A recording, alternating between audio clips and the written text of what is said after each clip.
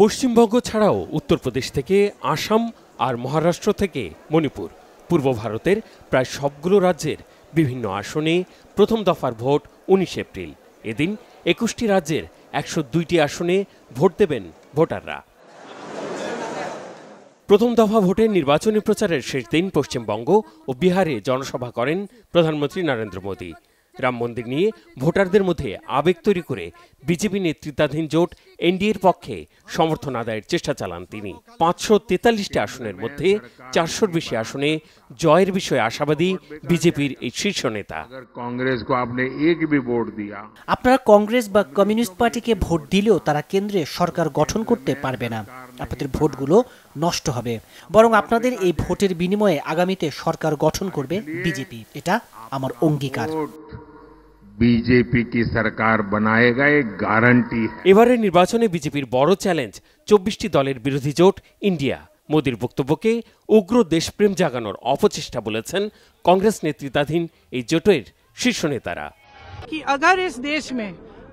যদি দেশের নির্বাচন অবাধ ও সুষ্ঠু হয়, যদি ইভিএমে অনৈতিক হস্তক্ষেপ করা না হয়, তাহলে পূর্ণ আত্মবিশ্বাসের সাথে বলতে পারি ১৮০টির বেশি আসনে জিততে পারবে না বিজেপি। এমনকি এর থেকেও খারাপ ফলাফল হতে পারে তাদের। যদিও জনমত জরিপ বলছে ভিন্ন কথা। ৩৭৩টি আসনে বিজেপি নেতৃত্বাধীন এনডিএ জোটের জয়ের আভাস দিয়েছে এবিপি নিউজ, যেখানে সরকার গঠনের জন্য প্রয়োজন ন্যূনতম ২৭২টি আসন।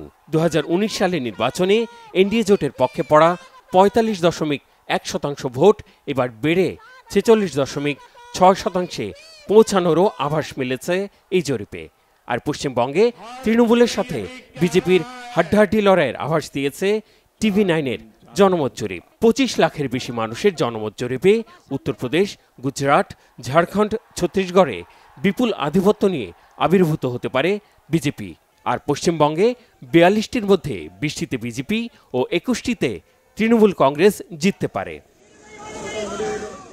নানা কারণে আলোচিত বিশ্বের বৃহৎ গণতান্ত্রিক দেশে এবারের লোকসভা নির্বাচনে নিবন্ধিত ভোটার ৯৭ কোটির বেশি। ২৬ এপ্রিল কেরালা, মধ্যপ্রদেশ, মণিপুর সহ ১৩টি রাজ্যের ৮৯টি আসনে হবে দ্বিতীয় পর্বের ভোট। ৬ সপ্তাহব্যাপী ৭ ধাপের ভোট শেষ হবে ১ জুন। গণনা শেষে ফলাফল ঘোষণা হবে ৪ June. Mehrab Hussain Khan, Bangla vision, news desk.